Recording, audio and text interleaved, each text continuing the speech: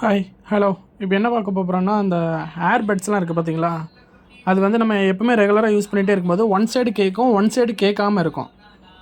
அந்த ரெண்டு சைடுமே நம்ம கேட்குறதுக்கு நம்ம எப்படி அதை செட் பண்ணால் எப்படி கேட்குங்கிறத பற்றி தான் இப்போ ஒரு வீடியோ போடுறேன், பார்த்துக்கோங்க.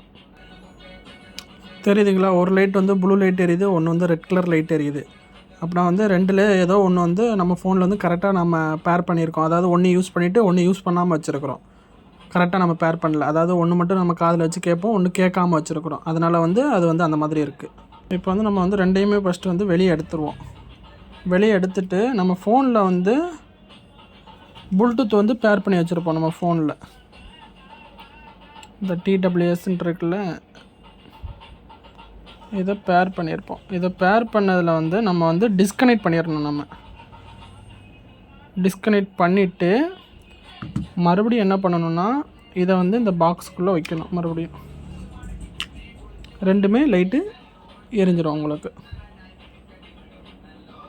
எரிஞ்சதுக்கப்புறம் இதை வெளியே எடுத்துடணும். ப்ளூ லைட் எரியும், ரெண்டையுமே எடுத்து வெளியே வச்சிடணும்.